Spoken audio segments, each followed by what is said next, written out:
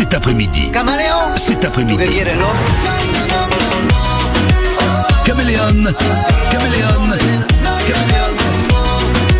Débarque sur leur FM. Il est avec nous pendant quelques minutes. Salut Caméléon. Salut. Bon, t'excuseras la voix off, qu'elle est bilingue français russe, mais l'espagnol il comprend pas ça. Non, mais c'est bien. Il a dit Caméléon, mais voilà, il a pas tout compris. Bon. Non, mais ça va, c'est cool. Bon, en tout cas, ça nous fait plaisir de te recevoir cet après-midi. Tu seras à 17h en showcase ici sur la scène privée de l'Or FM. Alors, juste avant de commencer, on a perdu un grand monsieur de la musique mercredi. Oui. Johnny Hallyday, on est tous tristes forcément. Qu'est-ce que toi ça t'a fait, même encore aujourd'hui? Ben, disons que c'est un grand artiste déjà. C'est quelqu'un qui fait partie de notre quotidien, inconsciemment, il est là. Donc pour moi, c'était un peu le plus grand en France. Donc voilà, quand on perd un artiste comme ça, qui a une carrière de je ne sais plus combien d'années, mais 60 ans de carrière. Voilà, c'est énorme. C'est énorme. C'est énorme. Je pense qu'aujourd'hui, ça serait très difficile de retrouver un artiste dans 60 ans, Qui sont encore là. Et qui ait traversé, les années, même les siècles, puisqu'il est passé d'un siècle à l'autre. C'est vrai. C'est quelqu'un à l'époque avec qui j'ai eu la chance pas de travailler directement, mais j'ai eu la chance de faire des chœurs sur un titre à lui. D'accord, sur quel titre? Voilà, c'était sur un album, sur l'album À la vie, à la mort. Et c'était sur la chanson d'Axel Bauer qui s'appelait J'ai rêvé de nous. D'accord. Voilà, on m'avait appelé pour faire une séance de chœur et je savais pas du tout que c'était pour lui, et quand je suis arrivé on m'a dit que c'était pour Johnny, et là j'étais content. Très content. Voilà, donc c'est une grande perte pour la musique, et puis c'est Johnny national quoi, donc c'est le rocker. Il restera forcément. Mais il restera dans les mémoires. Il sera toujours là. Alors toi, ton style, c'est pas rock'n'roll, c'est plus latino. Voilà. Alors t'es né en Espagne, t'as débarqué très jeune Oui. en France. Alors d'après ce que j'ai lu sur internet, t'as fait une école de spectacle. Oui. Et tes professeurs ont dit que t'avais un don. C'est flatteur ça quand même. Ouais, c'est flatteur. T'avais quel âge à l'époque? Je devais avoir 18-20 ans. Ouais. Et en fait, moi je chante depuis que j'ai l'âge de 3 ans et demi dans le village en Espagne. Voilà, tous les gens qui m'ont toujours entendu chanter quand j'étais petit disaient à ma mère emmenez ce petit quelque part. Faites-le chanter. Et ma maman, qui était pas du tout dans le milieu, leur disait mais bien sûr, mais je ne connais personne, donc je sais pas où aller. Donc c'est vrai qu'au début c'est compliqué pour commencer à percer quoi. Et puis voilà, puis après j'ai trouvé ma route un peu tout seul, et voilà, ça fait quelques années que je fais de la musique, et c'est ma passion, donc voilà. On va faire un petit rappel. 2013, ton premier gros succès, c'était celui-là. Esta la Bambassi. Ouais, t'étais surpris que je le trouve? Oui, mais carrément. Mais j'adore ce titre. Ça veut dire quoi en fait, Esta Bambassi? Je suis pas Esta la Bambassi, en fait, c'est une contraction de Esta es la Bambassi. Ça veut dire c'est une bombe. Cette fille est une bombe en fait. D'accord. Ouais. C'est vrai, moi j'aimerais bien apprendre l'espagnol. Tu donnes pas des cours par hasard ou Non, je donne pas des cours. En ce moment, j'ai pas trop le temps de donner des cours, mais c'est pas une langue difficile. Ouais. Franchement, ça peut s'apprendre assez rapidement. Ça s'apprend rapidement, et puis surtout ça a l'avantage que ça s'écrit comme ça se prononce. Ouais. Alors dans ce titre-là, j'ai trouvé quelques influences de Pitbull, le chanteur américain, un petit peu. Oui, il peut y avoir dans la façon de rapper peut-être. Ouais. Ouais. Il y a une petite similitude, on va dire. Il y a des noms qui t'ont inspiré ou qui t'inspirent encore aujourd'hui. Qui m'inspire. Même côté latin, pourquoi pas. Oui, côté latin. Moi, j'ai une culture aussi à la base de pop anglaise aussi, donc j'écoute pas que du latino. Mais dans la musique latine, oui, évidemment, il y a des noms, Daddy Yankee, Nicky Jam, c'est des Enrique gens. Iglesias. Enrique, oui, mais moins. J'apprécie beaucoup son travail, mais moins. Ça me parle un peu moins. Ouais. Mais des gens comme J Balvin aussi, que j'aime beaucoup. Luis Fonsi. Alors Luis Fonsi, moi je connais Luis Fonsi depuis très très longtemps. Ouais. Et à l'époque, il chantait pas du tout ce genre de musique. Ça fait qu'un an en fait qui il faisait de la pop, de la très belle pop latine. Ouais. Et j'ai un album de lui à la maison, mais je l'adore en tant que chanteur. C'est un excellent chanteur en plus. Ouais. Ah ouais. Mais dans le style un peu moins, enfin. Mais c'est pas aussi soleil que ce qu'il fait maintenant. C'est différent en fait. Voilà, c'est ça. T'as entendu son nouveau titre ou pas?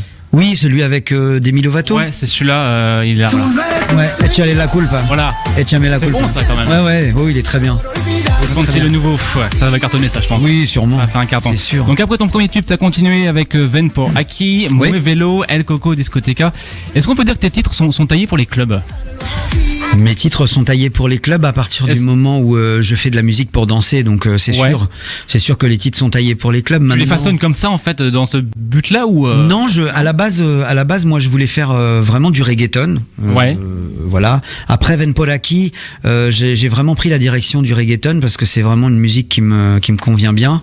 Et ce qui m'intéresse surtout, c'est de faire danser les gens. Voilà, et que quand les gens ils entendent mes titres, ils ont envie de bouger. Donc oui, c'est taillé pour les clubs, mais c'est pas, je me dis pas je vais faire de la musique pour les clubs en fait. Ma démarche est plus populaire, on va dire. Ouais, c'est la conséquence en fait que ça fasse bouger dans les clubs derrière. C'est ça. Ouais, parce qu'il y a Thomas sur Facebook qui nous a dit à chaque fois que je vais en boîte à Metz, j'entends Caméléon, c'est top. C'est gentil, ça fait plaisir, voilà. C'est parfait. Donc ça marche pour toi de ce côté-là, côté radio aussi, puisque le grand public t'a connu avec le titre Mass en 2016, c'est celui-là. Mai 2016, juste avant l'été, t'as tapé dans le mille en fait. Ah oui. J'ai pas fait exprès. C'est un titre qui était sorti déjà il y a un petit moment. Et il y avait des radios qui le passaient déjà. Ouais. Et puis tout d'un coup ça a pris, La mayonnaise a pris, c'est ça, s'est lancé. C'est la magie d'un succès, voilà, c'est ça en fait. On sait pas trop pourquoi, mais ça marche en fait. Ouais. C'est un peu ça. Bon, la chanson elle est bien, mais mais pas plus que d'autres avant ou que d'autres après. Voilà, mais après c'est le public qui choisit et les gens sont touchés plus ou moins par une chanson. Alors peu de temps après, il y avait donc avec Matt Houston, Kilo Sexo. Autre gros succès, forcément, partout en radio dans les clubs. Titre, moi, comment s'organisait la rencontre avec Matt Houston ? Alors la rencontre, elle s'est faite par le biais d'un intermédiaire qui nous a proposé de se rencontrer. Et on s'est rencontrés en boîte un soir. Vraiment, ça a duré très peu de temps. Ouais. Et quand on s'est rencontrés en boîte, il avait déjà reçu mon titre et il m'avait déjà dit qu'il était OK pour faire le feat. Donc ça m'a déjà fait plaisir qu'un artiste de la qualité de Matt aime la chanson et ait envie de faire quelque chose dessus. Donc voilà. Et après, moi c'est un artiste que je respecte beaucoup et qui est très talentueux, qui en plus qui est un super gars. Donc voilà. Et quand il a envoyé ce qu'il avait fait, j'ai dit c'est bon. J'ai dit c'est top. Vraiment, il a rajouté un niveau supérieur et c'était les deux mélangés, c'était vraiment super. Et donc ton dernier single, No No No. Ouais. Qu'on vous a fait découvrir ici sur l'Or FM. Alors certaines personnes disent quand même les sons latinos c'est toujours un petit peu la même chose, c'est un peu répétitif. Est-ce que tu peux leur répondre ? C'est quand on écoute n'importe quel style, c'est toujours un peu répétitif. De toute façon, à partir du moment où on a un refrain, un couplet et un rap, voilà. Après peut-être que dans les instruments, c'est vrai que latino c'est un peu spécial. Ça vient peut-être de là aussi, non ? Justement, moi je pense que par exemple, si on prend No No No, au niveau de l'habillage musical, ce qui est l'arrangement, ça change de Mass par exemple, et ça change de Quiero Sexo. C'est pas du tout le même style. Des choses un peu différentes en fait. On essaye tout le temps d'amener des couleurs différentes. Là, je suis en train de travailler sur le prochain single déjà, et c'est pareil, il va être encore un peu différent. Cet après-midi. Caméléon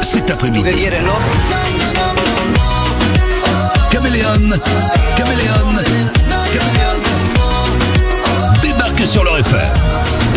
Il t'a pris pour un animal, je crois, Caméléon. Je ne sais pas. Ça me fait rire à chaque fois.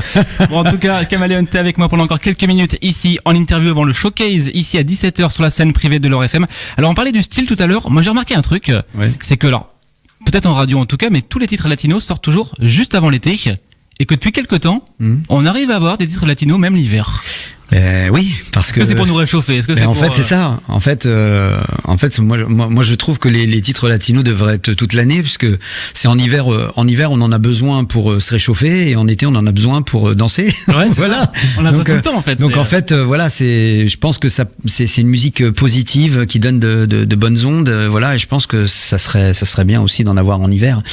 Voilà, qui est pas que des saisons. Allez, on passe du latino parce que c'est. Oui, c'est ça en fait. On est au mois de juin, quoi. Ça aujourd'hui. Voilà, ouais. On les sort parce que c'est l'été, parce qu'il fait beau. C'est ça. Mais je pense que c'est une musique, qui a pas de qui s'adapte à toutes les saisons. Bien sûr. Bien sûr. Tiens, Camille sur Facebook nous dit tes titres sont toujours joyeux et dansants. Est-ce que ça t'arrive d'avoir des moments de déprime ? Oui, comme tout le monde. C'est vrai que souvent dans la chanson comme ça, c'est toujours Oui, bien, oui. on danse et tout. Oui, bah, c'est justement un peu pour ça que je fais de la musique, gaie, latine, pleine de soleil, parce que je suis comme tout le monde. J'ai des moments de déprime, Ah, j'ai des ouais. moments où je suis un peu, je suis un peu triste, où je suis miné. C'est tout être humain, je pense, vit ça. Et du coup, bah, ça me permet de sortir de tout ça et si un jour je me lève le matin et que je suis pas bien, mais que je viens, par exemple, chanter mes chansons, bah, ça va me requinquer, ça va me booster, ça me donne envie de passer une belle journée, du coup. Et du coup, la suite pour toi, c'est quoi? C'est d'autres titres, un album? J'ai vu l'album. Alors justement, là on est en train de travailler sur l'album. On est déjà en train de travailler sur le prochain single, Ouais. qui sera une balade latino un peu. Ce sera un peu, on va dire, c'est entre masse et non, on va dire. D'accord. Un Voilà. tempo un peu plus ralenti par rapport à. Voilà, un Ouais. petit peu. Et mais avec une très jolie mélodie. C'est une chanson assez sentimentale, donc ça va être. C'est une très belle chanson. Les gens à qui je fais écouter me disent waouh, elle est très belle cette Ouais. chanson. Date ouais. de Donc, sortie, voilà. on a une. Je sais On sait pas pas, trop, ce sera surprise. pour l'année prochaine maintenant, D'accord. mais de toute façon, mais voilà, peut-être fin janvier, début février. Début d'année en tout cas. Voilà, début d'année. 2018. Oui, début d'année. Du coup, tu seras dans quelques minutes ici sur la scène privée. Qu'est-ce que tu vas chanter, tiens, comme titre? Alors, je vais chanter donc les 3 chansons que Ouais. les gens connaissent, mais je vais en chanter 2 autres aussi. Donc une qui s'appelle El Coco Ouais. et une autre qui s'appelle Mandalé, qui est une chanson qui n'est pas sortie en tant que single, Ouais. mais qui est une chanson que j'aime beaucoup et qui est très dansante et et très très sympa. D'accord, parce que je peux te le dire toute la semaine, j'ai dit que t'allais faire danser le public. Ouais. Donc il faut que tu fasses danser le Ah public. bah y a pas de problème. Tu me le promets ou pas? Ah bah oui. Ah bah allez, Ah le, bah, public, le public c'est sera comme chaud ça que ça en se plus. passe, moi, hein, c'est en général. Faut que ça bouge. Ouais. Si on veut te retrouver sur les réseaux sociaux, sur internet, Alors c'est sur Instagram, Caméléon-BPR, Ouais. et ensuite il y a mon Facebook Caméléon officiel. d'accord. C'est facile à trouver, il y a ma photo toujours. Ouais. Et il est certifié par pro. Et ensuite j'ai un Snapchat aussi, j'ai un Twitter, El Caméléon 1. Voilà, il y a plein Un peu partout en fait. un petit peu partout sur Un les petit peu réseaux partout. sociaux. Eh ben, écoute, sur les merci d'être principaux. passé, Caméléon. Merci à vous. Est-ce que tu as un dernier mot à dire à tous tes fans Laurent qui nous écoutent cet après-midi? Eh bien, je vous remercie d'apprécier ma musique et pour ceux qui ont la chance d'être là tout à l'heure, ben ça va être un super moment et on va bien s'amuser. Et puis pour tous les autres, j'espère vous rencontrer très prochainement. Voilà. Ça va danser, ça va bouger cet après-midi. Merci Merci beaucoup. Caméléon. Merci à Bon vous. courage pour tout à l'heure et puis on suivra ça avec attention. Merci. Ça marche, ciao.